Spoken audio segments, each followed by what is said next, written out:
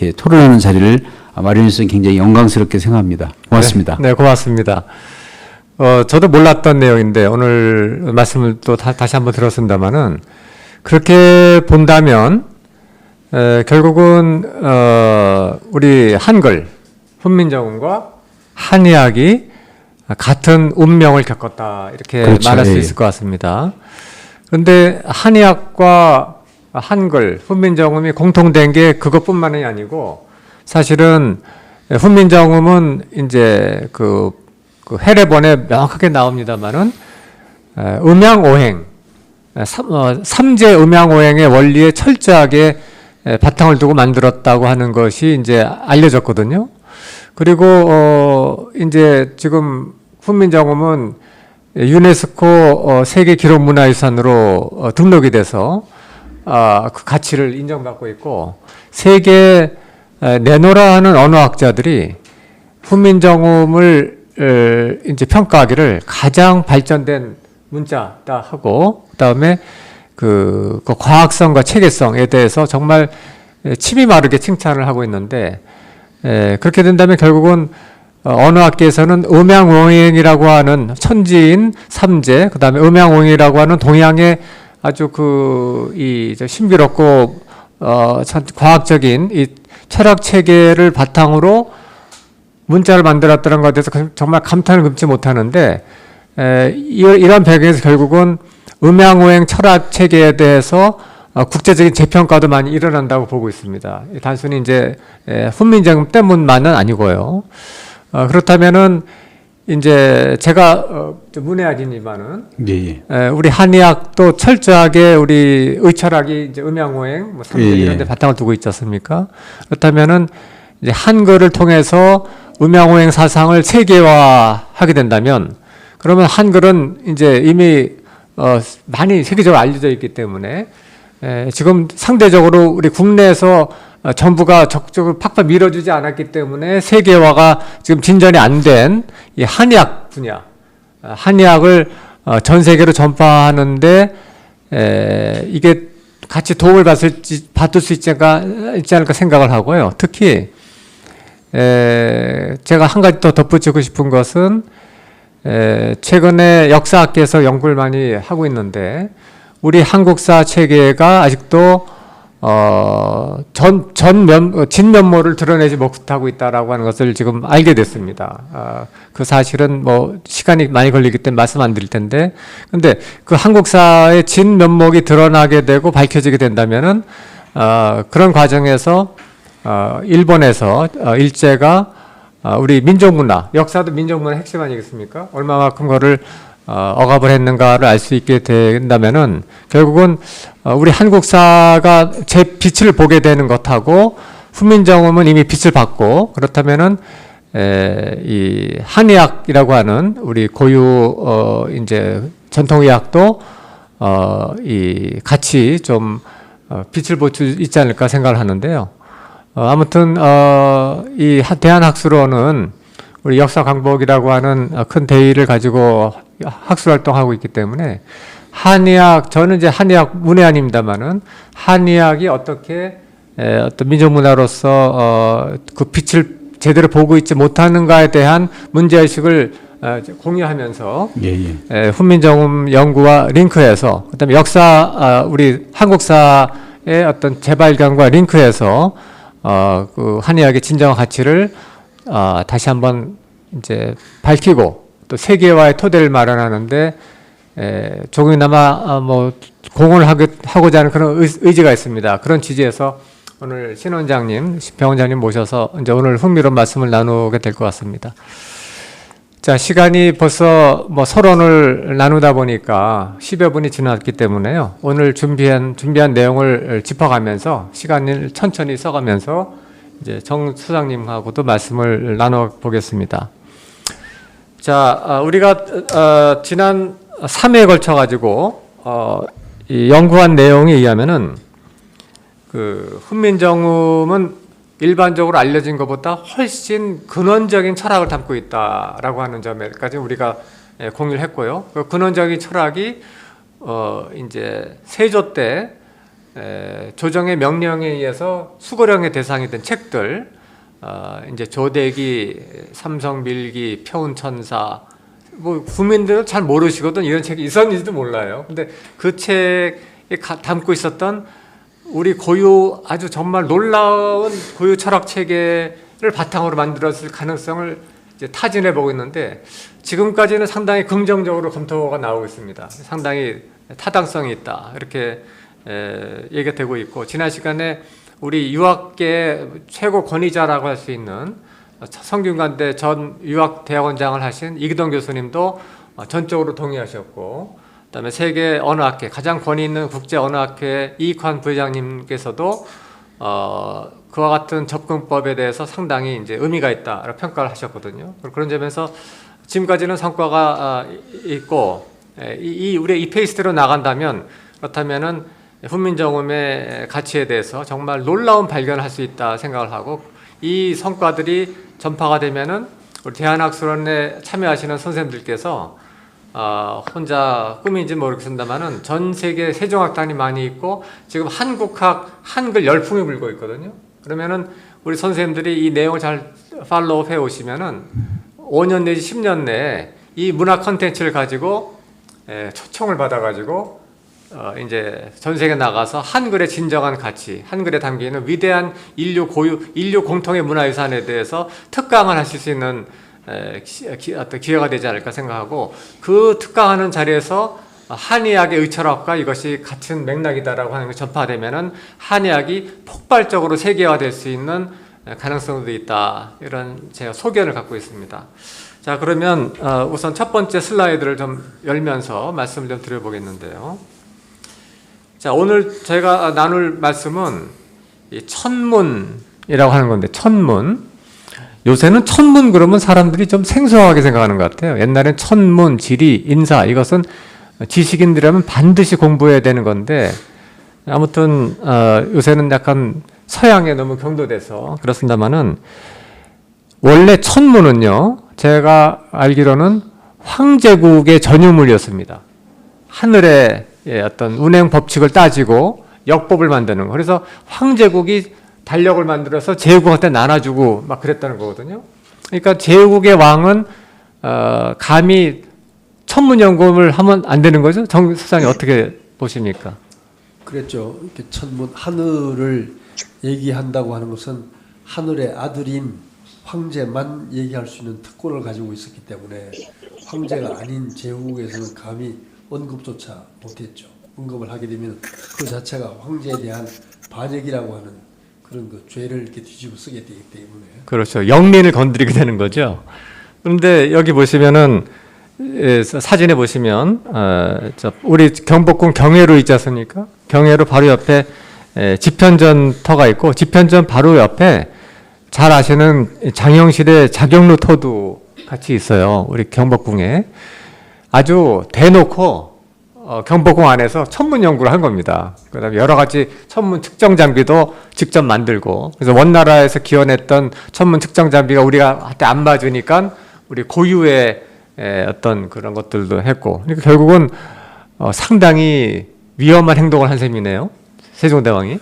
그렇죠. 뭐 아마 그 당시에 이렇게 세종 임금은 이렇게 목숨을 내 걸고 하지 않았을까, 그런 생각이 들거든요. 하늘을 얘기한다고 하는 그 자체가 제후국에서는 그 자체가 이미 그 반역을 도모하는 그 결과를 가져오는 것이기 때문에 목숨을 내놓고 했다, 이렇게 볼 수가 있습니다. 네.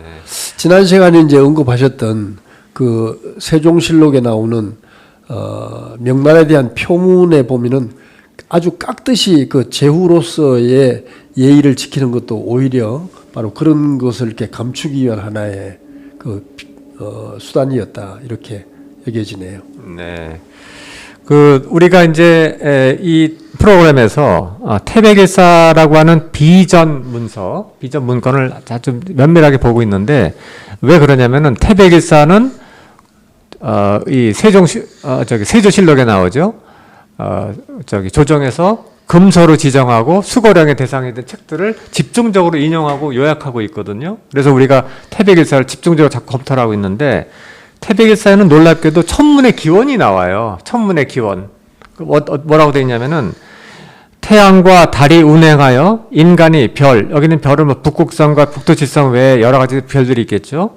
그 운행을 살피고 측정하여 달력을 만들고 지구 1년 사시를 기준으로 1년으로 삼았다. 이런 얘기가 나오거든요. 그러니까 결국은 천문은 농사 짓는 것도 밀접하게 연관이 되어 있지만은 사시, 내 계절과 밀접한 어떤 개념적 연관을 갖고 있는 것 같아요. 그래서 훈민정음에 우리 정 소장님께서는 몇 번 이제 일종의 지론으로 갖고 계신데, 훈민정음에서 진짜 하고자 하는 것은 문명의 4가지 시간대를 말하는 거다. 그 중에서도 가을 금 시간대가 인간이 성숙하는 중요한 시간대다라는 걸 강조한다고 독특한 해석을 하셨는데, 그저 보충 설명 좀 해주겠습니까? 네, 훈민정음에서 얘기하고 있는 그 문이라고 하는 것이 바로 사시 변화의 문을 얘기한다고 저는 보고 있습니다.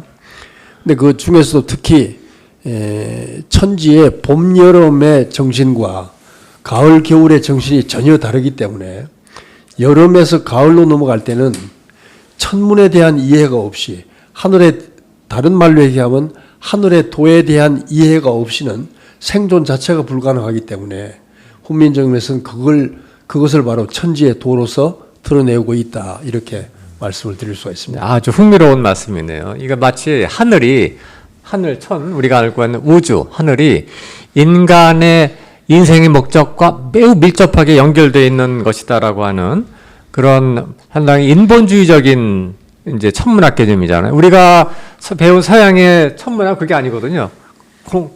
그냥 방대 우주 공간이 있고 가스들이 모여가지고 별들이 생기고, 그래서 우연과 우연이 교차하는 속에서 인간들이 이상하게 태어났고, 이런 걸로 생각하고 있는 그것이 아니라, 하늘은 아주 뭔가 이 목적성을 가지고 인간이라고 하는 존재에 의미를 부여하기 위해서 굴러가고 있다라는 독특한 우주관이거든요. 그래서 그 점이 상당히 흥미로운데, 자, 이제 제 오른쪽에 신민 원장님이 와 계신데요.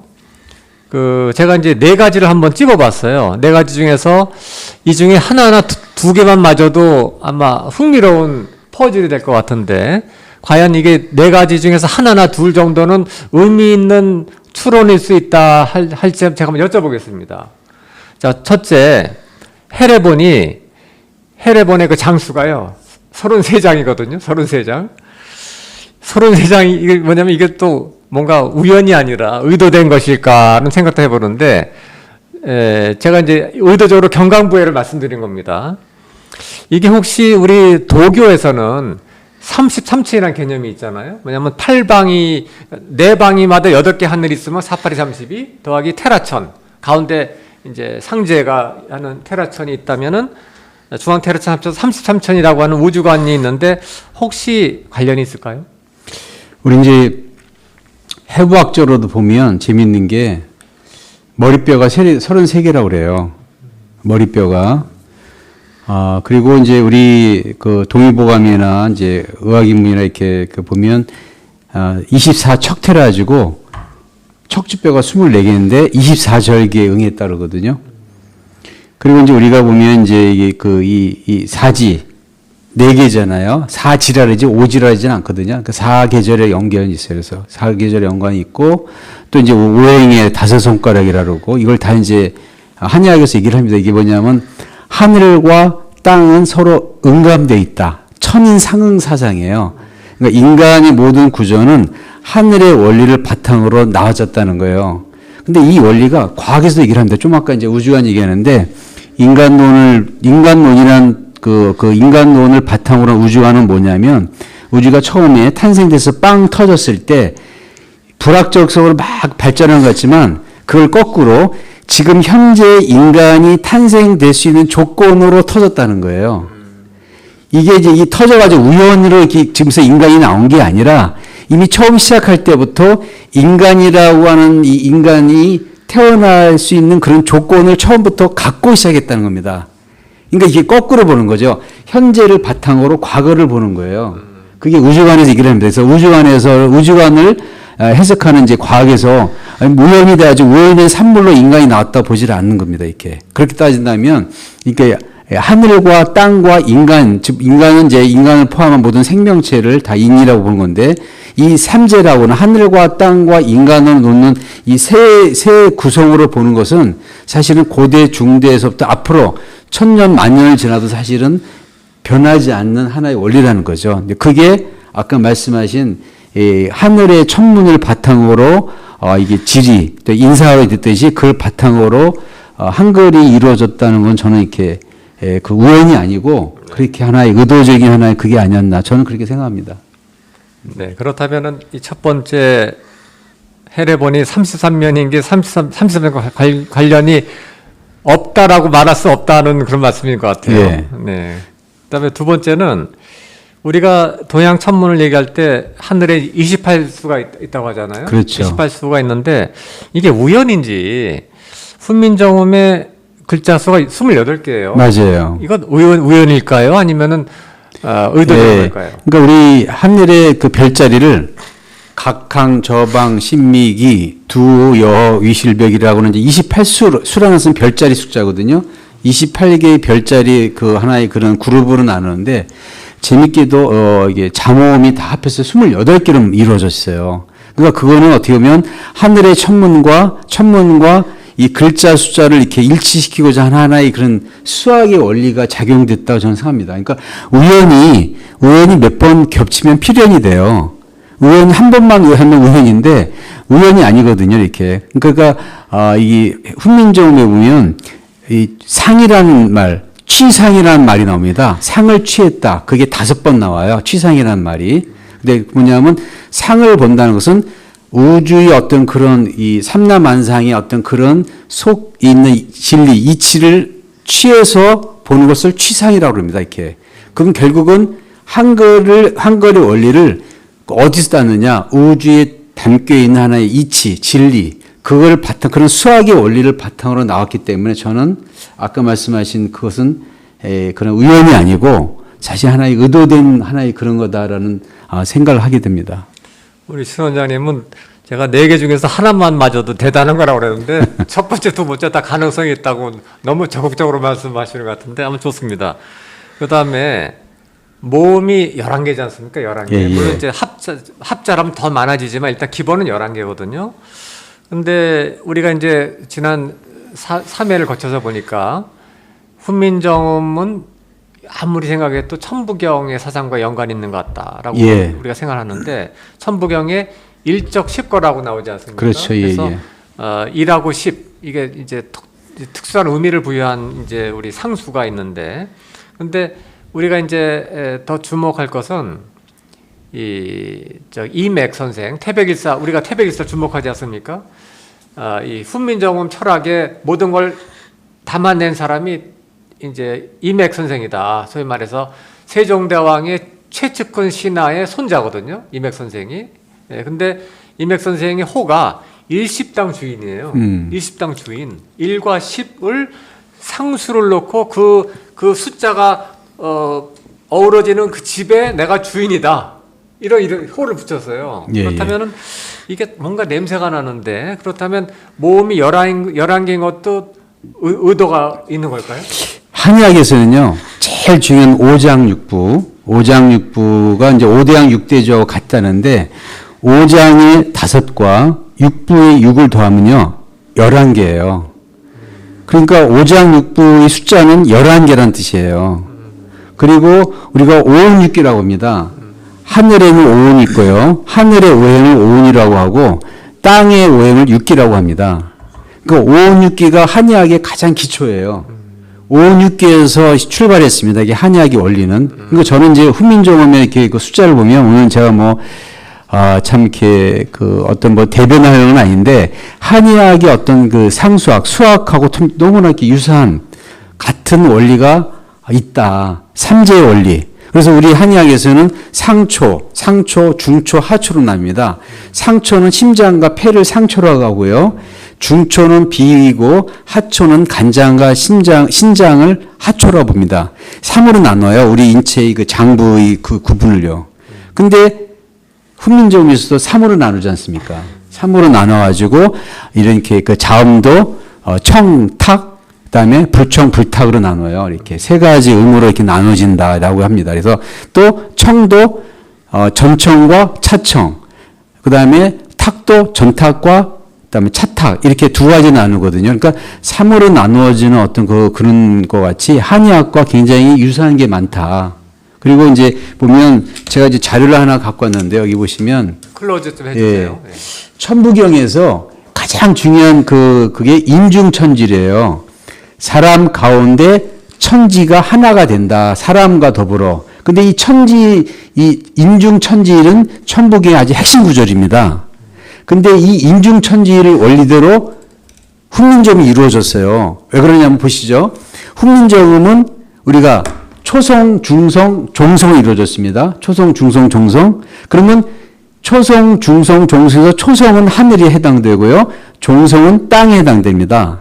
그리고 중성은 인간에 해당되는 건 다 우리가 이렇게 인식하고 있잖아요. 상식으로. 근데 그 중성인에 해당되는 중성에 바로 하늘천에 해당되는 아래아라고 우리가 호칭을 하니까 아래아, 그 다음에 이가 포함되어 있어요. 그러니까 세 가지 하늘과 땅과 인간의 세 구조가 있고 거기에 합해서 야라고 하는 것이 나오게 됩니다. 근데 그거는 중성이 포함되어 있거든요. 그러면 어때요? 중성 속에 또 천지가 또 들어있는 거예요. 저는 이걸 뭐냐면 이중구조다. 하늘과 땅과 인간으로 이루어졌지만 또 인간 속에 하늘과 땅이 있다고 하는 이중구조로 이루어졌다는 걸 제가 얘기하고 싶어요. 그것은 결국은 천부경의 원리를 이해하지 않고는 사실은 한글의 정확한 구조적인 어떤 그거를 이해할 수 없다. 저는 이렇게 좀 말씀드리고 싶습니다. 네. 그렇다면 3번도 지금 아주 매우 긍정적으로 봐주실 것 같은데요. 저도 상당히 공감이 되는 게 제가 이제 지금 뭡니까 뭐라고 그러나요? 지렁이 앞에서 주름 잡는다는 건 뭐죠? 번데기 앞에서 주름 잡는 게 될지 모르겠는데 우리 토자 있지 않습니까? 토자가 이제 파자를 하면은 10 더하기 1이잖아요. 그런데 그 10은 이제 1이 분화돼서 이제 극한까지 가서 다시 이제 돌아가려고 하는 힘이 아주 딱 뭉쳐 있는 거고, 1은 운동을 막 시작하기 직전에 팽창의 힘이 딱 뭉쳐 있는 이 두 가지 반대되는 건데, 1과 10이 합쳐지면 토가 된다고 하는 것이 이제 소위 말해서 한자에 그런 함의가 들어가 있는데, 제가 이제 한의학은 전혀 문외한이지만 이 토의 작용이 중요하지 않습니까? 그렇죠. 건강을 유지하는 데 있어서 음양이 밸런스를 잘 잡고 그다음에 순환이 잘 되는 게 소위 말해서 토화 작용이 잘 되는 거다라고 그렇죠. 한다면 의철학의 핵심이 결국은 토. 어떻게 하면 토를 잘 보존하는가 그런 데 있는 건데, 결국은 모음이 이제 그 10과 1이라고 와서 결국은 토의 정신을 담고 있다고 하는 것은, 아까 인간 속에 인간이 있다고 그랬는데 모음이 중성이 인간이잖아. 인간 그렇죠. 속에 인간이 그 토가 돼야 된다. 그런 중심되는. 정신을 담고 있는 것이 아닌가. 그렇다면은 우주가 조화롭게 되는 데 있어서는 인간이 토를 잘 가꿔서 이제 발전시키는 것에 소위 말해서 인간의 궁적인 목적이 있다. 그런 해석과도 연결된다고 보니까, 그렇다면 아까 말씀하신 인간 속에 또 인간이 있다는 거, 내 겉사람 속에 속사람이 있고 겉사람 속에 내 진짜 법신을 살려야 된다고 하는 어떤 도가적인 철학하고도 맥이 닿지 않은가, 막 그런 생각이 드네요. 자, 그러면 근데 지금 계속 예스에서 하시니까 제가 이게 뭐 말문이 갑자기 막히는데, 방금 아까 말씀하셨어요. 뭐냐면 한글이 초성, 중성, 종성이 합해서 하나의 글자가 되는 것은, 이게 삼신오제 본기도 이렇게 나옵니다만은 태백일사에서 아주 반복적으로 하는 얘기가 뭐냐면은 지빌함삼 회삼기일 일체 삼용, 그렇죠. 이 이야기를 하고 있거든요. 뭐냐면은 하나는 셋으로 벌어지게 돼 있고, 셋으로 벌어진 것은 다시 원대복귀, 일로 돌아가려고 하는 이 반복운동, 순환운동, 이것이 우주의 본질이다. 우주운동의 그냥 적나라한 실체다라고 하는 것이 태백일사에 반복적으로 얘기가 나오는데, 근데 결국은 소리가 만들어지기 위해서는 이제 셋이 합쳐야 되지만은 또 그 셋을 들여다보면은 하나 소리를 들여다보면 셋으로 나눠진다고 하는 이 원리가 한글엔 아주 노골적으로 들어가 있는 거라 볼 수 있는 건가요? 그렇죠. 제가 보면 지금은 한글을 이렇게 누구나가 요즘 뭐 초등학교 들어가기 전에 뭐 5살짜리, 6살들도 한글을 쓰니까 너무 쉽게 배우니까 그러는데 처음에 한글이라는 구조를 만들었을 때 이 구조를 만들었을 그 당시에 아무것도 없는 무에서 한문만, 한자만 있었던 그 문화권에서 한글을 만들 때 초성은 위에 붙이고 종성은 밑에 가고 중성은 중간에 있고 그리고 초성 오른쪽으로 모음 있는 그런 구조를 만들기까지는 수십 번의 구조적인 하나의 그런 여러 가지 그 문자의 배합이 있었다고 봅니다. 그게 없이 갑자기 나오지는 않고 그리고 그런 글자의 배합은 그 전서부터 나온 고대 문자에서 어떤 힌트가 됐다고 그러는데요. 조금 아까 말씀하신 우리 교수님 말씀하신 요 글자를 이렇게 보시면 제 명함을 보시면 여기 이름을 보시면 여기 이름을 확대해서 보시면 신자에 시읒과 이와 니은 세 가지로 이루어져 있습니다. 이 세 가지가 한 음절로 이루어져 있거든요. 한 음절. 민도 미음과 이와 니은, 식도 시읒과 이와 식이라고 하는 세 음절이 세 개의 음소가 한 음절로 이루어졌어요. 이런 구조적인 것은 되게 지금은 단순하고 일상적이고 다 누구나 알고 있는 거지만 그 당시 처음 창제할 때는 이런 구조를 만들기까지는 굉장히 많은 고민과 했다. 그럼 이 원리는 어디서 나왔느냐? 좀 아까 말씀하신 걸 제가 이렇게 자료를 이렇게 준비했는데요. 여기 보면 훈민정음 합자의 어떤 원리에 이런 세 개를 하나로 만드는 세 음소를 한 음절을 만드는 이 철학은 삼일철학이 하는데요. 이 삼일철학은 천부경에서 일시무시일, 일은 시작하지만 무에서 시작하는 일이다. 그래가지고 일이 시작하면 그 다음 나중에 석상금, 무진본이라는 3으로 이루어진다고 하는 구절이 나와요. 석상금이라고 하는. 그런 나중에 인중천질이라고 하는 일로 또 그리고 일종무종일로 나와지고 천부경의 수의 배열은요 1에서 3으로 갔다가 다시 3에서 1로 가는 마지막 일종무종일이라는 구절로 귀결이 됩니다. 그리고 단군세기에 보면 바로 지빌함상 일을 이게 잡으면 3이 포함되어 있다. 그리고 회삼기일 3을 모으면 1로 돌아간다고 하는 즉 1에서 3이 가고요. 3에서 1로 간다고 하는 것이 삼일철학이에요. 우리 3.1운동이 괜히 3.1절 한 게 아닙니다. 이런 3.1 정신을 바탕으로 3과 1이라고 하는 순환의 원리를 사실은 3.1절로 한 거거든요. 3.1운동. 그런 3.1 만세운동이 3.1, 그런 3.1 사상이 사실은 한글의 보편적인 음소를 한 음절 만드는 거다. 그런데 이거는 다 이게 좀 지금 보편적으로 너무나 쉬우니까 넘어가지만 이거를 하는 이 자체는 굉장히 중요합니다. 아까 듯이 우리 한의학은 3을이 이루어졌어요. 머리, 몸통, 다리. 그리고 몸도 상초, 중초, 하초. 그리고 손가락도 이렇게 세 마디예요. 그리고 이 왕관절, 주관절, 견관절 3으로 이루어져 있습니다. 다 3이에요. 우리 한국 사람들이 7보다 3을 더 좋아해요. 제사상에 술잔도 3번 돌립니다. 그리고 3번 한다 그래요. 1번, 2번, 3번. 그 3이라는 것은 우리의 어떤 보편적인 그런 원리인데 그 원리대로 한글을 만들었다는 거. 이런 논문은 사실은 지금 이제 의문학적으로 한글을 공부하는데 이런 철학적으로 이거에 대한 논문이 더 많이 나와야 된다 저는 생각합니다. 네, 우리 신 원장님은 마이크만 받으시면 엄청난 말씀을 정말 조리 있게 잘 하시는 것 같습니다. 우리 슬라이드를 같이 한번 좀 봤으면 좋겠는데요. 좀 전에도 말씀을 좀 하셨는데, 여기 글자를 보시면은, 이제, 훔이라고 하는 걸 갖다가 이제, 이렇게 만일, 훔 보이지 않습니까? 훔.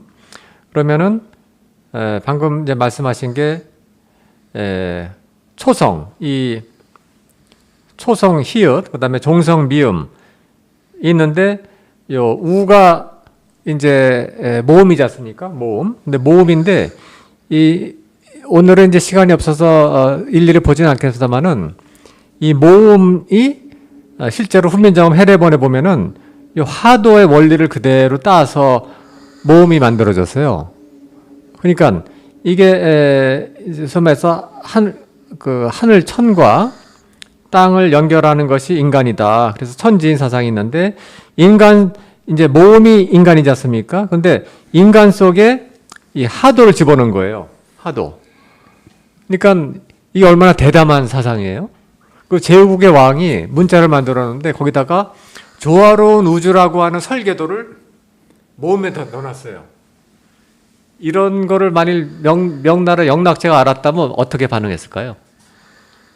뭐 상상이 금방 될 수가 있겠죠. 그건 하늘의 뜻을 제후국에서 얘기했다.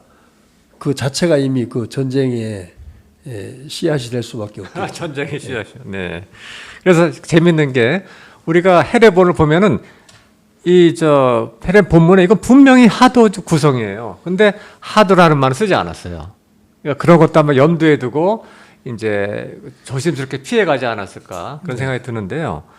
지금 아마 이 방송을 보시는 이제 선생님들께서는 한의학, 의철학에 좀 생소하신 분들은 하도가 뭔지 이게 생전 처음 들어본 얘기라서 아마 좀 당혹스러웠을 수 있기 때문에 제가 간단히만 말씀드리면은 이 하도의 이 수열 매트릭스의 구성을 유심히 보면은 여기 숫자가 있지 않습니까? 여기 1, 2, 3, 4 이렇게 보이지 않습니까? 그러면 유심히 보시면은 요 이제 양방에 해당하는 동남방에 있는 요 숫자들 하고 이제 서북방에 있는 동남방과 서북방에 있는 수가 이게 정확하게 20대 20입니다. 그래서 이게 1대1로 균형이 잡혀 있고요.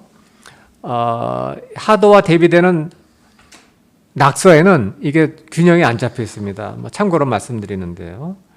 그리고 여기 보시면은 이 밖에 있는 숫자들이 음수와 양수, 음수와 양수 이런 식으로 음양이 조화롭게 배치가 되어 있어요. 내 방위에. 그리고 이 숫자들이 마주하는 숫자를 보면 음양이 이렇게 마주를 보고 있어요. 여기는 3이면은 양수, 여기는 음수지 않습니까? 여기 2는 음수고 여기 1은 양수고. 그래서 우리가 자석에서 플러스 마이너스는 서로 땡기는 힘이 있기 때문에 이거는 마치 우주가 가운데를 향해서 응축돼 들어가는, 통일에 들어가는 것을 보여주는 듯한 그런 상을 보여준다 얘기를 하는데 결국은 하도적의 질서라고 추구하는 것이 원대복귀, 근원으로 다시 회귀에 들어가는 그런 상을 보여준다고 얘기하고 있습니다. 그래서 이 정말 훈민정음에는 놀라운 철학이 들어가 있는데 제가 한글박물관에 2번 가봤습니다만은 정말 안타깝게도 이런 얘기가 없어요. 아까 말씀하신 천지인 삼재를 합해서 문자를 만들었다고 이런 창의적 발상은 조금 나와요. 조금은 나오는데, 근데 이 우주의 평화, 그다음에 인간이 가야 될 길의 설계도를 인간에 해당하는 몸에 심어놨다고 하는 얘기는 너무 안타깝게도 없습니다. 근데 이 연구를 반복하면 할수록 이거는 거의 맞는 얘기다라고 지금 결론이 나오고 있음에도 불구하고 우리 한글박물관에 지금 소개가 안 되고 있는 것은 정말 안타깝다 생각되고요. 이 이야기는 정말 세계가 깜짝 놀랄 이야기거든요. 문자에다가 인간의 완성의 길을 심었고, 그 다음에 우주의 화평의 길, 세계 평화의 사상을 심었다? 누가 이걸 상상이나 했겠습니까? 정말 노벨 평화상을 받을 일이에요, 사실. 그래서 방금 제가 말씀드린 요 콘텐츠만 가지고도 전 세계의 한글 홍보대사들을 만들어내가지고 파견해서 해볼 만한 그런 가치가 있는데, 우리가 하는 얘기는 여기서 이거는 시작에 불과합니다. 우리 이 담론은 시작에 불과한데, 아무튼 이와 같은 연구를 김승관 선생이 하셨고, 반지현 선생이나 그다음에 정선장 선생님, 그다음에 송옥진, 이익환 부회장님, 그다음에 박덕규 씨, 신민식 원장님, 정상규 작가, 한태일 선생님, 여러분들이 지금 하고 계신데요. 그래서 이 연구들이 응축이 돼서 조만간에 이제 빛을 볼 날이 오겠다는 그런 제가 기대를 하고 있습니다. 자, 그러면 오늘 제가 드린 말씀은 조금 길어졌는데, 왜냐하면 이제 한의학적인 그런 그 지식을 좀 동원을 해서 한의학 의철학 혹은 한의학의 우주관 세계관하고 훈민정음이 얼마만큼 상통되는가에 대해서 조금 이제 뭐 맛보기식으로 말씀을 좀 드려봤는데요. 오늘 실은 본격적으로 우리가 한번 검토해봐야 될 주제가 바로 이겁니다. 아까 태백일사 말씀드렸잖아요. 태백일사라고 하는 비전사서 혹은 비전철학서입니다. 요 고성희 씨 문 중에서 비전됐거든요.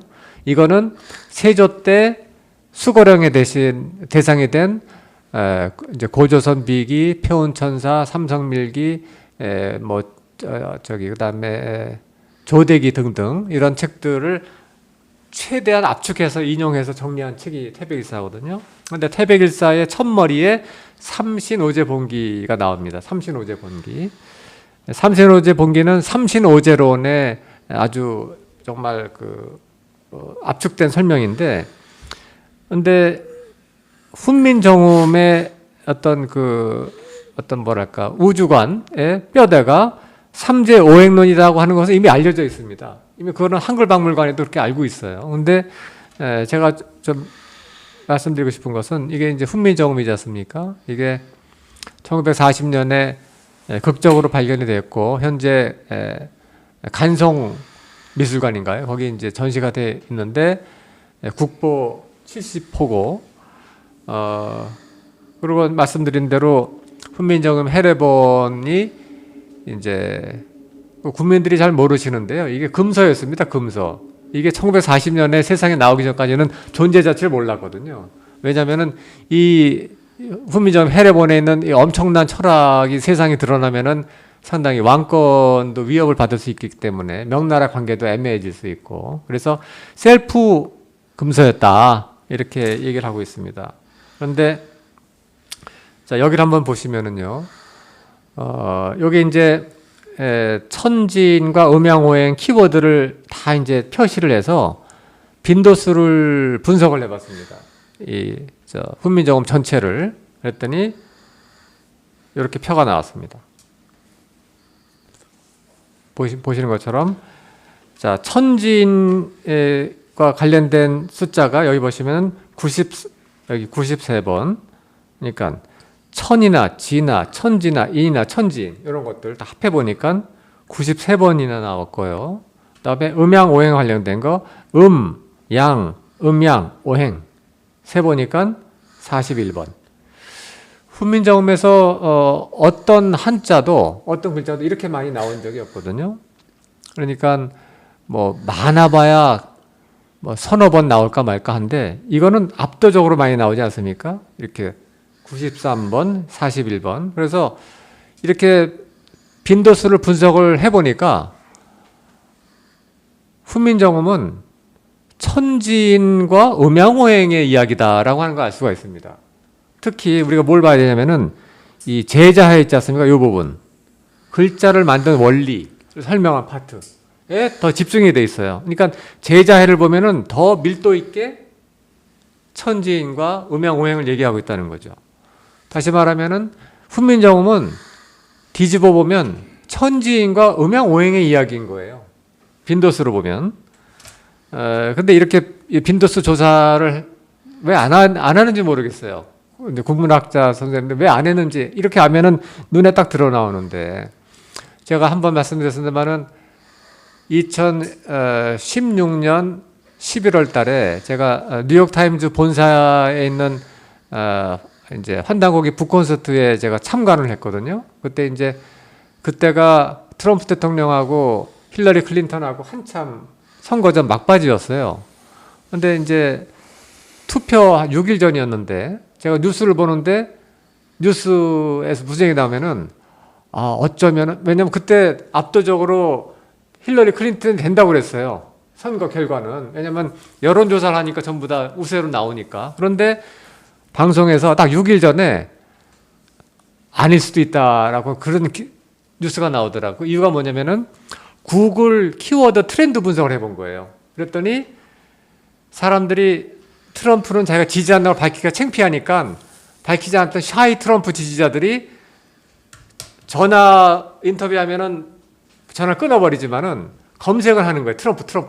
그러니까 힐러리 클린턴보다 트럼프 검색 빈도수가 많이 나온 걸 보고 어쩌면 잘못하면 아니라 트럼프가 될지도 모르겠다는 처음 뉴스가 나오길래 제가 깜짝 놀랐거든요. 근데 결과가 그렇게 나왔지 않습니까? 뭐냐면은 빅데이터를 놓고 이 빈도수 분석을 하면은 우리가 흔히 보지 못하는 것들이 드러난다는 거예요. 빙산의 일각이 드러나듯이.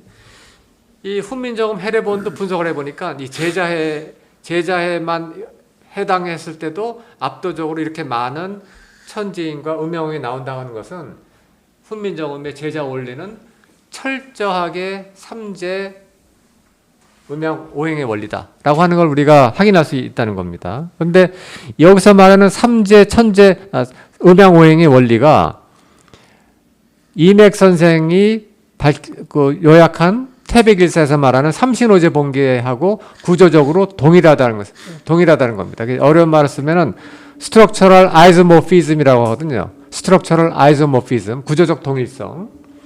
그래서 그렇게 본다면은 우리가 몰랐던 점을 알게 됐다는 거죠. 실제 훈민정음의 실체는 이 한의학 의철학이었다라고 하는 점이야. 훈민정음의 실체는 우주론이었고 우주론이 아까 말씀드린 것처럼 천인상론이잖아요. 그러니까 동양의학은 우주의 천문의 원리와 인간의 원리가 똑같기 때문에 결국은 천문을 사랑했던 세종대왕이 만든 훈민정음의 철학체계는 철저하게 한의학 의철학체계다라고 말할 수 있는 겁니까?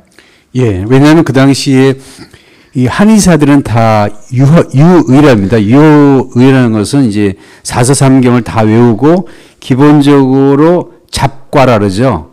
의학을 하게 돼 있습니다. 그래서 옛날에 그래서 사실은 유명한 의사일수록 유학자 의사들이 많아요. 그래서 지금 동의보감도 사실은 이렇게 그 허준 선생이 쓴 걸로 알고 있지만 허준 선생 외에 유의인 정작이라는 분이 쓰셨어요. 정북창 선생의 사촌이 해당되는데 정작이란 그분도 사실은 정북창 선생과 같이 북창 전선생과 같이 이렇게 같이 했던 그런 분들 다 유의였습니다. 이렇게. 그런 유학자들은 기본적으로 하도낙서 공부를 하고 그리고 한의학을 공부하는 걸 기본으로 했습니다. 왜냐하면 유학을 하다 보면 한의학을 해서 자기 아픈 가족들을 치료하거든요. 옛날에도 의사들은 기본으로 했기 때문에. 그래서 한의학의 의철학은 반드시 동양 철학이고 동양 철학의 근원으로 하면 천부경인데 그런 상수학이 바탕이 돼서 훈민정음을 보다 보면 저 같은 경우도 보면 한의학의 원리가 많이 들어있어요. 한의학의 원리의 어떤 그런 철학적인 게 있어서 사실 훈민정음에 관심을 사실 저도 국문학자가 아니지만 갖게 됐습니다. 네, 고맙습니다. 저도 사실은 정치학 전공자고 한의학은 전혀 문외한이지만은 그 의철학을 연구를 많이 했던 한동석 선생의 우주변화 원리 책은 좀 공부한 바가 있거든요. 그런데 제가 가장 충격을 받았던 게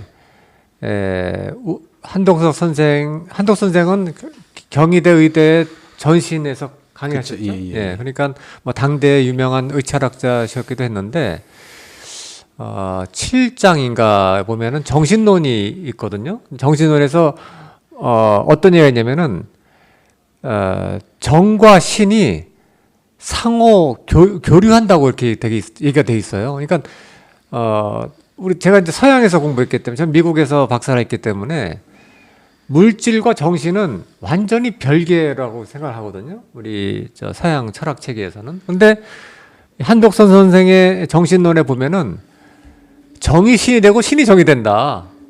그걸 하나로 보고 있어요. 정신론에서. 물론 다르지만 하나다. 이런 거예요. 그래서 상당히 충격을 받았습니다. 그런데 여기 지금 훈민정음에 보면은 자, 한번 보시겠습니다. 훈민정음에 뭐라고 되면은, 즉, 가득 불려 천지 귀신 동기영이야. 그래가지고, 이 천지라고 하는 것, 우리가 물리적인 세계가 천지잖아요. 천지를 본질적으로 귀신으로 보고 있는 거예요. 영적인 존재로 보고 있는 거예요. 그러니까, 물리적인 특성도 있지만은 영적인 특성, 신적인 특성을 같이 갖고 있다는 그렇게 보는 겁니다. 그래서 이게 깜짝 놀랄 그런 얘기죠. 그런데 여기 가만 보면은 훈민정음과 상통되고 있다고 하는 태백일사에서 발길이라고 하는 사람 유명한 선인이 있었는데 뭐 유명한 신선이라고 그래요. 신선의 송가라고 하는 뭐 일종의 시죠. 내지는 노래처럼 자기 철학을 펼친 거에 보면은 대일기극, 심영양기, 삼일기체, 일삼기용 아까 뭐 삼일처럼 말씀하셨잖아요. 그다음에 대허유광 정말 정말 텅 빈 그 상태가 있는데 거기서 빛이 뻥 터져 나온다. 근데 그것이 신의 모습이다. 이렇게 얘기를 하고 있어요.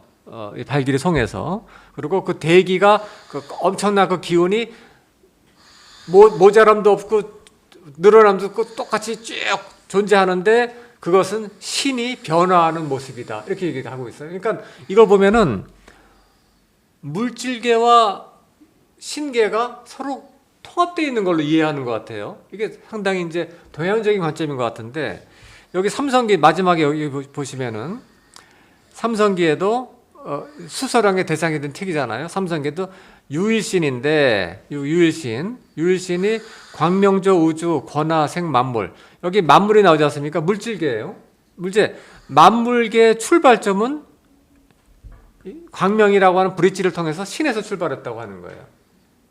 그렇지 않습니까? 그러면 일신하고 물질이 서로 상통하고 있는 거고 서로 뭐랄까 본질적으로는 형태는 다르지만 같은 걸 수도 있다. 이런 얘기를 하고 있는데 이것이 어떤 고유한 우리 동양 사상의 신과는 서양적인 물질과 신을 구분하는 것이 아니다라고 하는 그런 관점과 막이 다 있는데 제가 물리학은 문외한인데 이것하고 아주 비슷한 얘기를 양자 물리학이 하고 있습니다. 양자 물리학이 인간의 마음의 세계하고 물질과 이게 완전히 구분되지 않는다는 거예요. 이게 서로 교류한다는 거예요. 인간의 의식 활동하고 물질이 그래서 이게 양자 물리학의 정말 충격적인 그건데 지금 뭐냐면은 훈민정음에서도 천지 현상계의 본질은 영이다, 신이다 이런 얘기를 하고 있다는 거 이게 놀라운데 이러한 철학 어떤 정과 신을 서로 소통하는 그런 관계를 본 것에 대해서 어떻게 생각하십니까, 장 선생님? 본래 그 인간의 몸이라고 하는 것이 육신이 정신을 담고 있는 그 자체를 몸이라고 정의를 해야 된다고 저는 주장을 하는데요. 주장이 아니라 실제 그 인간의 삶 자체가 정신이 주체가 되고 그 정신이 세상살이를 할 수 있는 도구로서 육신이 있다 이렇게 얘기를 하는 것이거든요. 그러니까 육신이라고 하는 물질의 주체로는 항상 정신이 있는 거죠. 예. 그렇다면 제가 이제 저는 기독교 생활을 오래 했거든요. 그래서 우리가 기독교에서는 신의 세계는 죽어서 시작되는 거예요. 육의 세계는 이제 신은 저기 피 안의 세계 하느님이 있는 것이고 우리가 죽어서 이제 신의 세계로 들어간다. 이런 뭔가 영과 육이 분리된 세계관을 갖고 있었는데 지금 말씀하신 거나 훈민정음이나 한의학에서는 어떻게 봅니까? 아까 한독선 선생이 의철학의 대가 아니십니까? 그렇다면은 한의학의 의철학에는 우리 몸을 치료하는 데 있어서 마음을 치료해야 되고 혹은 몸에서 드나드는 어떤 과의 어떤 이 뭐랄까 단순히 물리적인 몸을 치료하는 것이 아니라 인간을 치료하는 데 있어서는 어떤 영성적인 요소도 같이 봐야 된다. 그런 대체의학적인 개념을 수용하나요? 한의학에서는? 한의학의 어떤 본질은 이런 오장육부, 간신, 비폐신의 정신작용이 같이 있다고 보는 거예요. 그러니까 간장혼, 심장신, 그다음 간신, 비폐 가지고 혼신의백지라고 하는 인간의 어떤 정서적인 게 있는데 간이 나빠지면 혼이 나가요. 그래서 우리가 혼난다 그러잖아요. 정신이 나가는 거거든요. 너무 혼을 내면 간이 나빠지고 또 간이 나빠지면 혼이 나가듯이 멍해지거든요. 그러니까 정서적인 거랑 장부적인 것이 같이 연결됐다고 보는 거예요.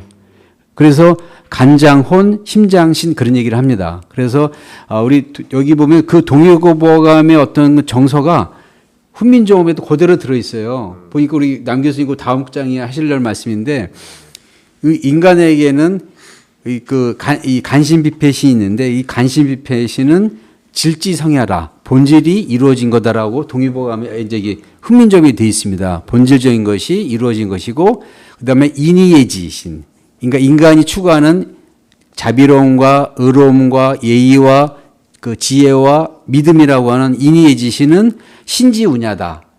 신의 어떤 운행이다라고 하는 게인데 그게 사실은 한의학 원론이에요. 내경에서 그런 얘기를 참 많이 합니다.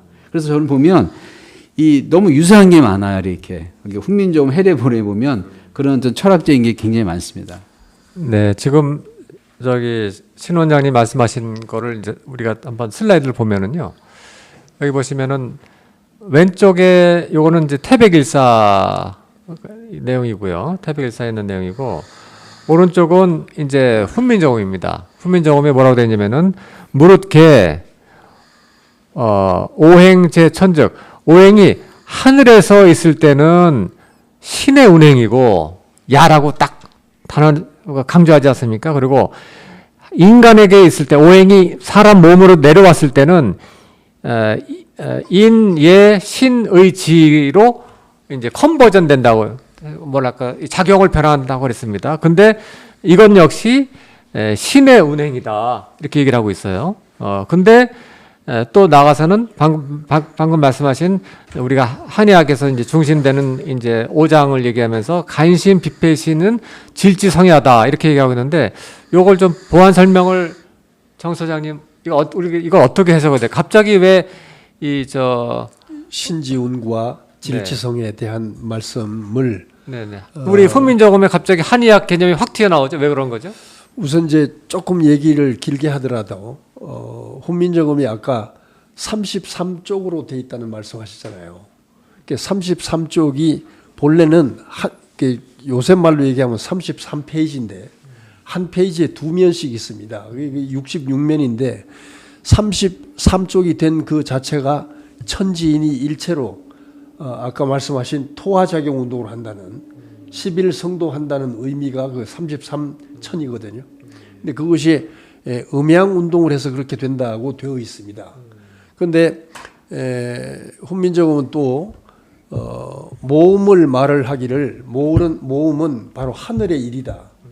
그리고 자음은 그것이 땅의 공이다. 이렇게 얘기를 하고 있습니다. 천지사 지지공이다. 이런 얘기를 하고 그와 더불어 함께 얘기하는 것이 오행이 하늘에 있을 때는 그것이 신이 운행하는 사시의 변화, 신이 사시의 변화를 운행하는 것이 그게 하늘의 작용이고 하늘에서 오행이 작용하는 것이고 땅에서 오행이 작용할 때는 그건 질지성이다. 그러니까 기라고 하는 질이 이루어지는 것이다. 기질이 이루어지는 것이다. 이렇게 얘기를 하는 거거든요. 그러니까 기질이 음의 기질과 양의 기질이 다르겠죠. 음양 운동을 할 때, 운동을 할 때 기질과 양 운동을 할 때 기질이 전혀 다르겠죠.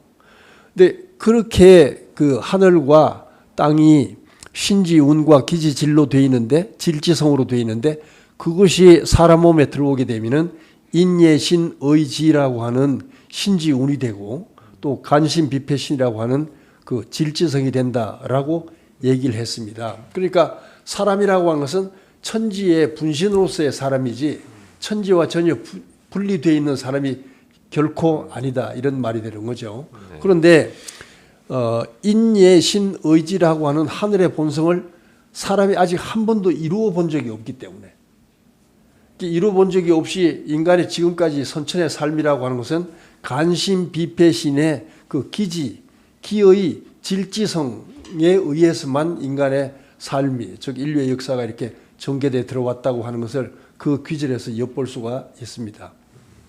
네, 예, 조금 어려운 말씀하신 것 같은데 우리 시청자분들이 얼마큼 이제 이해하셨는지 모르겠습니다만 제가 이제 나누고 싶은 얘기는 뭐냐면은 여기 보시면 분명히 간신비패세는 질지성야라고 돼 있잖아요. 근데 네.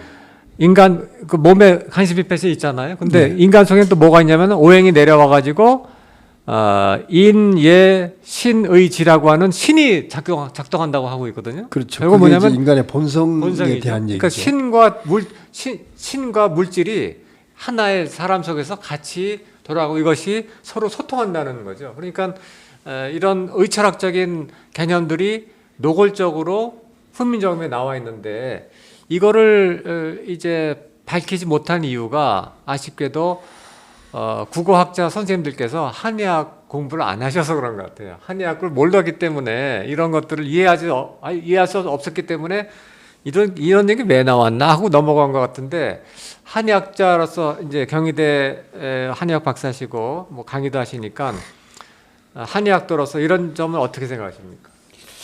저희 이제 그 내경에 나온 구절하고 조금 같으면서도 참 이게 본질적으로 좀 굉장히 중요한 게 질지성이라 그랬거든요.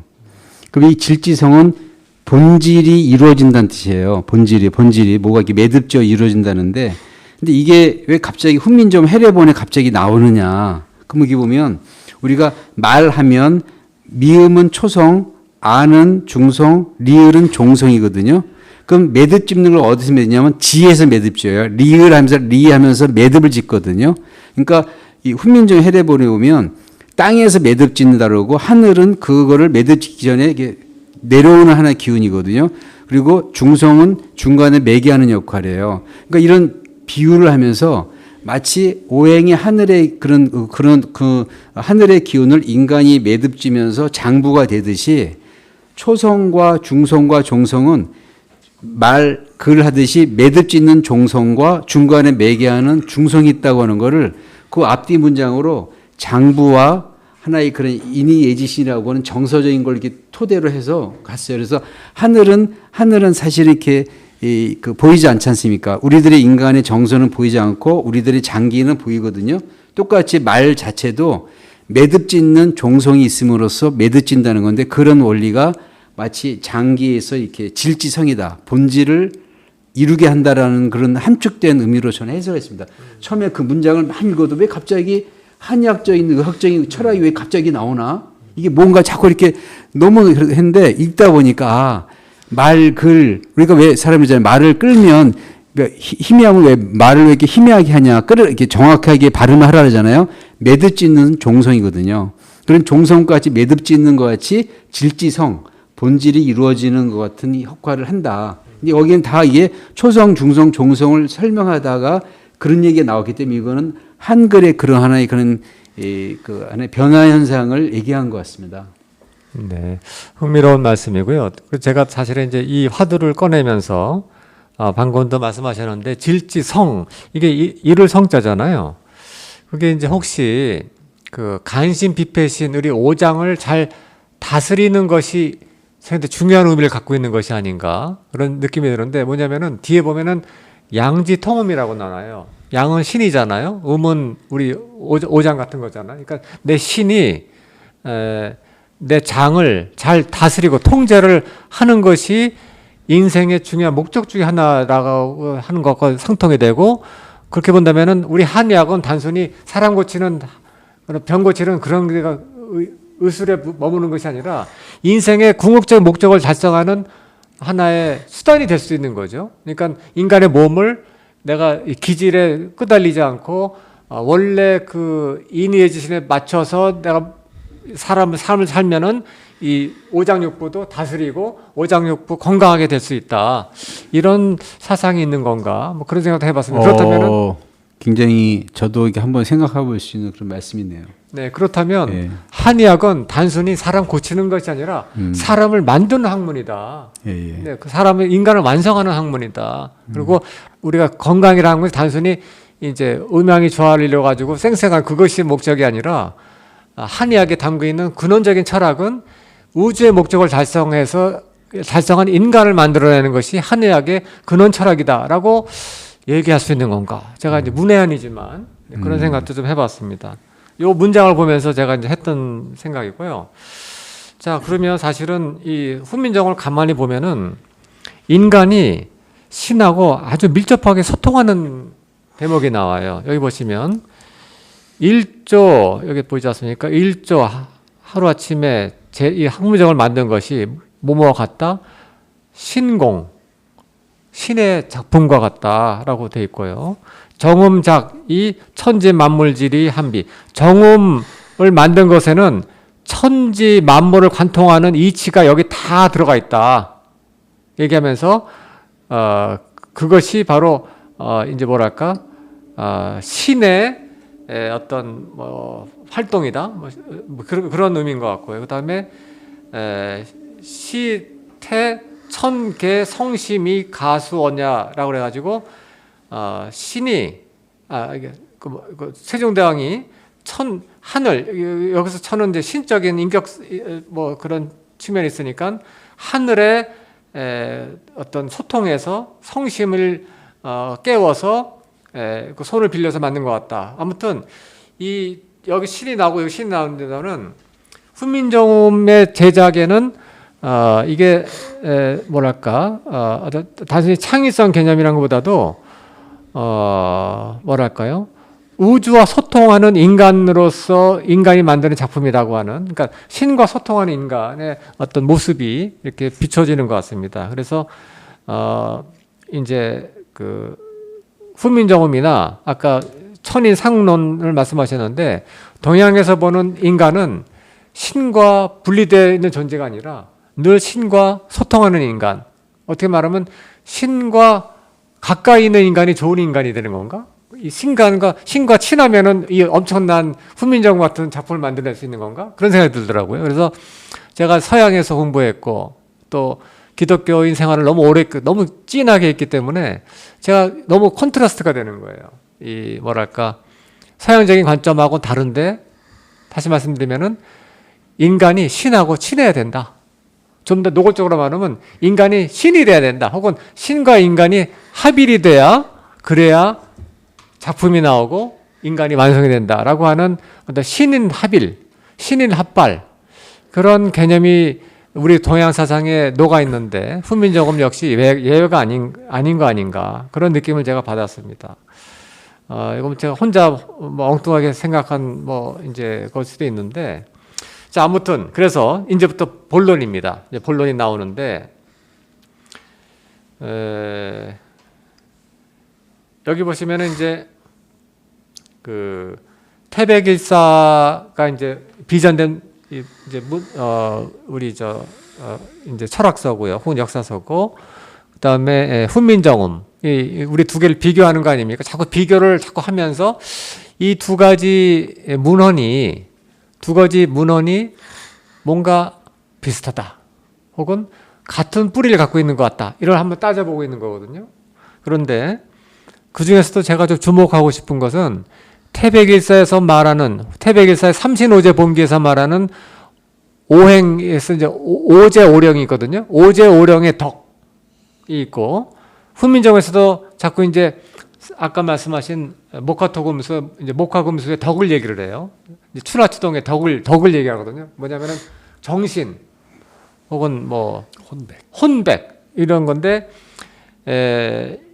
이 태백일사에서 말하는 이제 그 오행, 오제오령과 훈민정음에서 말하는 이제 오행 내지는 이제 천지사시의 개념이 비슷한 컨셉츄얼라이제이션이 들어가 있다, 컨셉트가 있다, 그런 느낌을 제가 받아서 두 분 선생님한테 한번 좀 냉정한 판정을 좀 부탁드리고 싶은 겁니다. 자, 보면 이런 겁니다.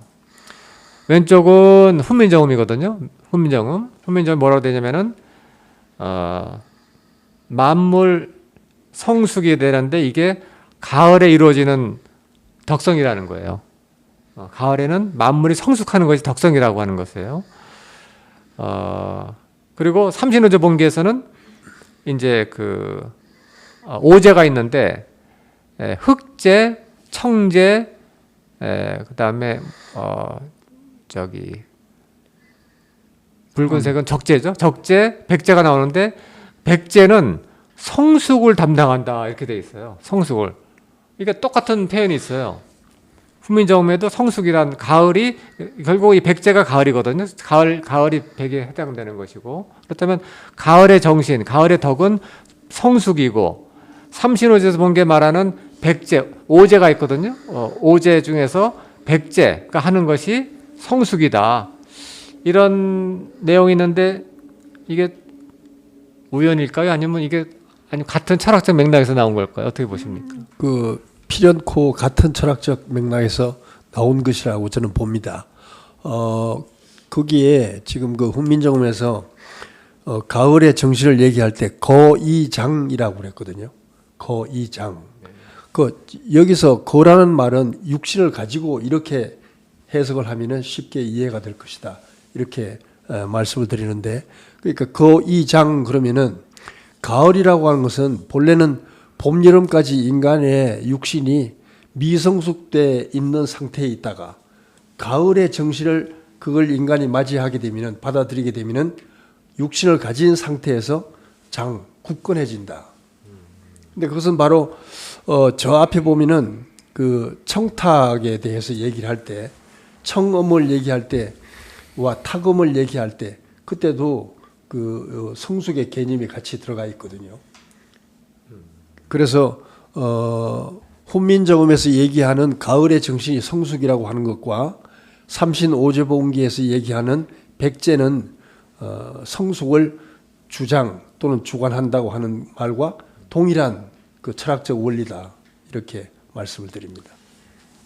네, 상당히 긍정적으로 말씀하셨는데 우리가 이제 같은 패널이라고 너무 서로 긍정만 하시지 마시고 이렇게 좀 이제 약간 좀 비판적으로 보셔도 좋은데요.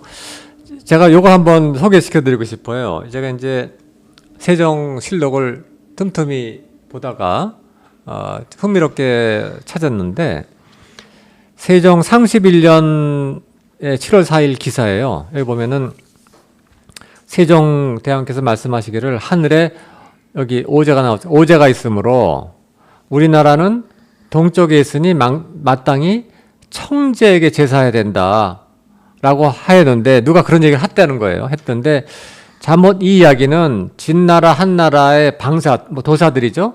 들의 불합리한 말에서 나온 것임을 알지 못한 것이다라고 하면서 언뜻 이 이야기를 약간 좀 폄하하는 듯이 얘기하고는 있는데 제가 궁금한 것은 진나라 한나라 때 중국의 도교 문헌이 제가 부족한 지식이라면은 진나라 한나라 때 끊임없이 한무제도 그렇고 진시황도 그렇고 동방에서 삼신 불로초를 찾으려고 그랬거든요. 그게 뭐냐면은 당대에도 신선도의 종주가 자기네가 아니라는 걸 스스로 토설한 거 아닙니까? 자기네들이 끊임없이 뭐랄까 동쪽에 가서 찾으려고 그랬고, 그렇죠. 실제로 산동반도 끝에 가면은요 진시황이 거기까지 와가지고 바다를 바라보면서 이렇게 삼신산을 찾았다고 뭐 그런 것도 나오고, 그 다음에 그 한무제도 그렇게 이제 도교 방사들을 찾아다녔고, 그렇다면은 진나라 한나라 때의 도교의 진짜 종주국은 진나라 한나라가 아니라 고조선 말대니까, 그렇다면 고조선일 수 있는 건데 태백일사에는 아주 풍부한 우리 선가 도가 사상의 정수가 녹아 있거든요. 근데 그렇게 밀도 있게 노골적으로 도가 선가 사상의 뿌리와 맥락을 얘기한 문헌은 제가 공부를 안 해서 모르겠는데 도교의 도장경에 아마 풀어서 있는지 모르겠습니다만은, 제가 궁금한 거는 오제오령의 개념, 이거 소위 말하면은 삼신오제본기에서 말하고 있는 오제오령의 개념이 이게 과연 중국산일까 아니면 원산지는 고조선일까 궁금한데, 이런 거 혹시 관심이 있으시면 어떻게 보십니까? 저도 진나라 한나라 때의 도가의 서적을 탐독을 하거나 전부를 이렇게 살펴본 건 아닙니다만은 중국의 음양오행설의 언어에는 오제나 오령이라는 단어가 거의 나오지 않는 걸로 인식을 하고 있습니다. 그런데 이제 삼신오제본기에서는 오제와 오령에 대해서 천지의 방위를 맡았다고 얘기를 하고 있거든요. 방위를 맡았다는 말은 절대 법칙적으로 그 방위의 기운을 주장하는 것을 오제 오령이라고 한다, 이렇게 이해를 하고 있습니다. 그렇기 때문에 중국의 음양오행설의 그 원류가 바로 한민족에서 간 삼신 오제 오령설이다, 이렇게 말씀을 드릴 수가 있죠. 네, 제가 이제 공부가 부족해서 요거는 아마 이제 도교나 이쪽을 중국 문헌을 많이 본 분한테 한번 여쭤봐야 될 것 같아요. 근데 이제 아무튼 세종대왕이 오제 개념에 대해서 상당히 알고 있었다라고 하는 거죠. 그래서 이 점이 제가 눈에 띄어서 좀 말씀을 드려본 거고요. 자, 이건 그냥 넘어가겠습니다. 자, 이제 이게 좀 중요한 편인데 오늘 이걸 다 다룰 수는 없고요. 다룰 수는 없고 대신 우리 자음이 이제 그 초성인데 초성과 종성이 오행의 개념으로 만들어졌다는 건데 여기서 이제 주목할 게 여기 보시면은 요겁니다. 금과 수, 금과 가을에 관련된 거 요건데 요걸 보시면은요. 이 훈민정음에는 이 추나추동의 정신을 강조를 하더라고요. 훈민정음에. 그러니까 어떻게 말하면은 우리가 인간이 제일 이제 알고 싶은 게 시간이 뭔가, 시간의 본질이 뭔가를 알고 싶은 거잖아요. 물론 공간도 알고 싶은 거고. 그런데 훈민정음에는 이 가을에 해당되는 혹은 색깔로 치면 백색에 해당되는 금에 대해서 금의 정신을 시시비비를 시시콜콜이 따져가지고 단성해서 완성하는 것이다. 이렇게 설쇠이 단성 이렇게 표현을 했어요. 금의 정신을, 금의 덕성을. 그런데 태백일사 표운천사에도 어떤 내용이냐면은 이 태금은 뭐를 주장하느냐, 뭐를 이제 주관하느냐, 재단이라고 되는데 이 재단은 내용으로 보면은 설쇠이 단성하고 같은 의미 같아요. 제가 봤을 때는. 그렇다면은 태백일사 아까도 제가 말씀드렸잖아요. 가을의 정신, 금의 정신을 뭔가 얘기하고 싶어하는 느낌이 나는데 훈민정음에서는. 근데 태백일사 표운천사에서도 유사한 개념이 있기 때문에 이게 제가 좀 눈에 띄었다 이런 말씀드리고 싶은데 이건 제가 아직 충분히 이해하지 못한 바입니다만은 우리 정성찬 소장님께서는 훈민정음이 진짜 하고 싶은 이야기는 시간의 목적과 본질이다. 혹은 인생의 목적과 궁적인 어떤 그 완성의 길이다. 이런 논점을 갖고 계신데 그 점을 방금 말씀드린 요 설세의 단성하고 연계해서 좀 한번 선생님 지론을 한번 말씀해 보시겠습니까? 네, 저 훈민정음에서 가을의 정신이 설쇠의 단성이라고 할 때 거기에 대비해서 이제 여름의 정신을 먼저 얘기한 게 있거든요. 여름의 정신을 전전이 양양이라고 그랬어요.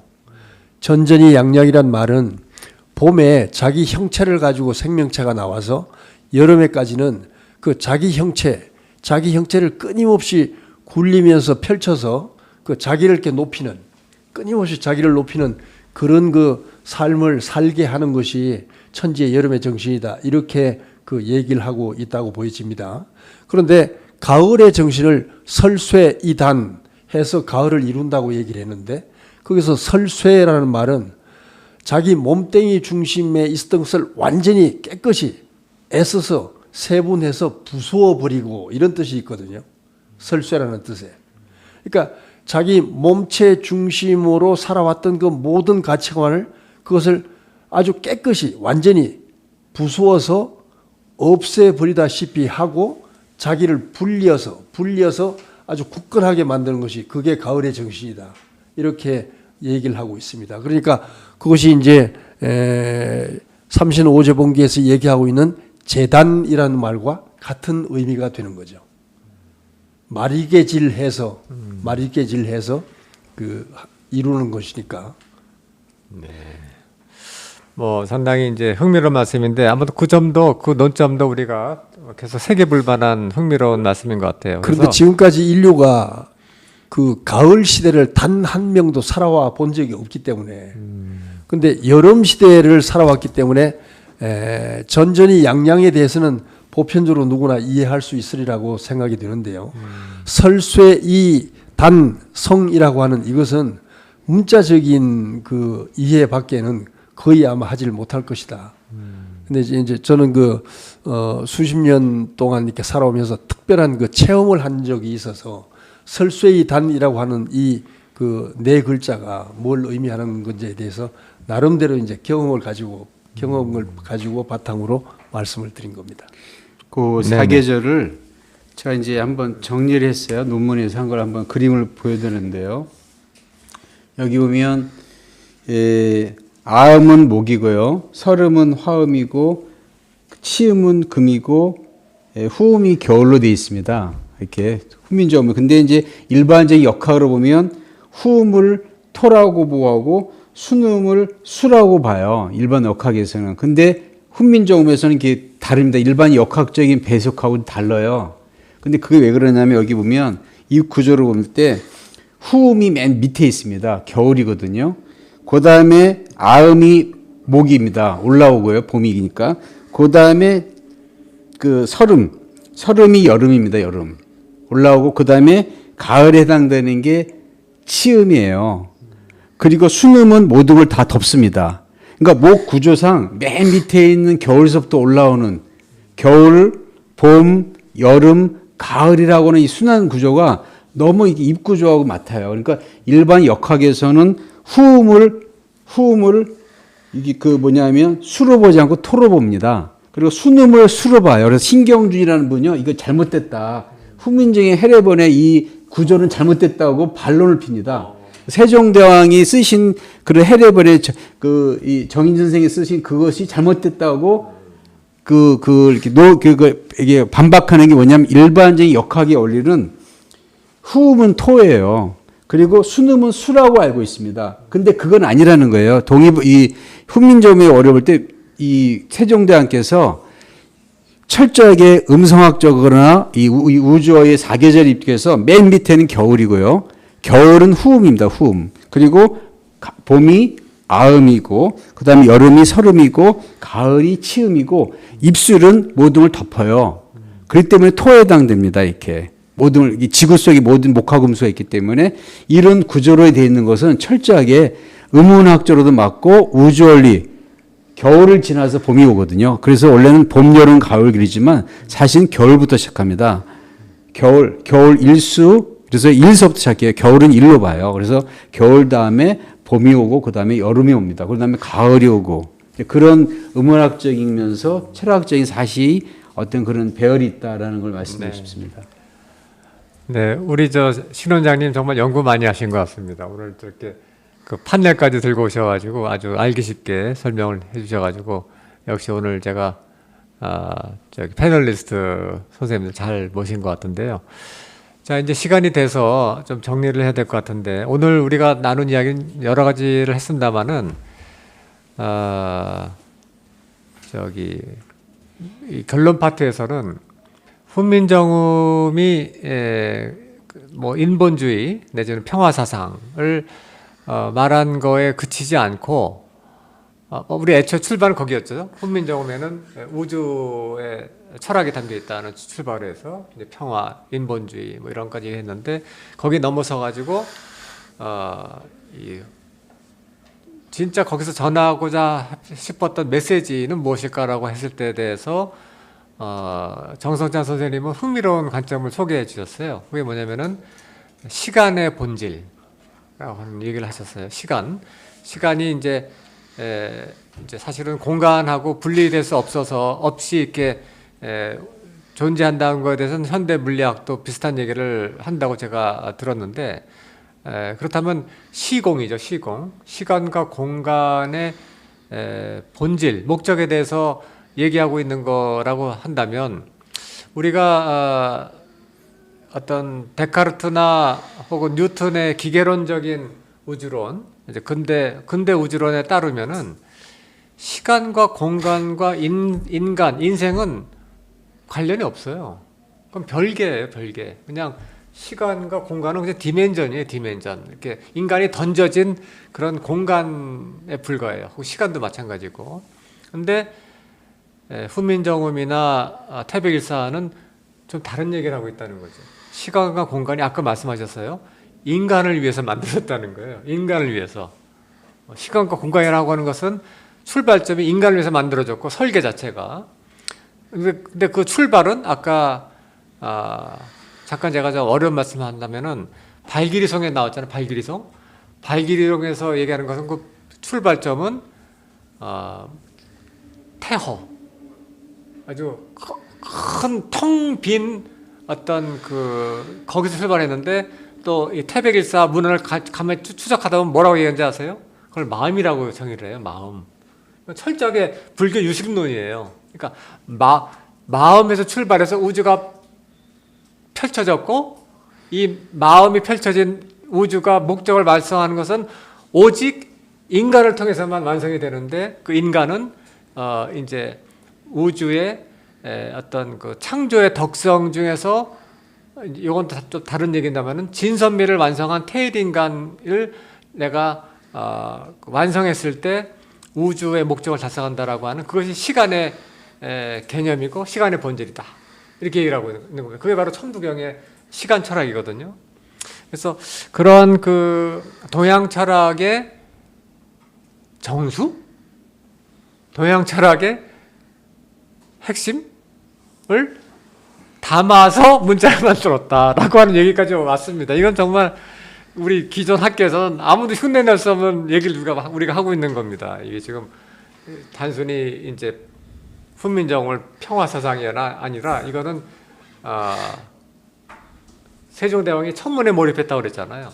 네. 하늘과 땅의 원리를 그대로 담아서 내가 하나 문자를 만들었는데 그 문자를 통해서 인간들이 인생의 궁극적 목적을 깨우칠 수 있도록 하는 그러한 의도가 있었다라고 하는 얘기를 하지 않았을까라고 하는 담론을 한번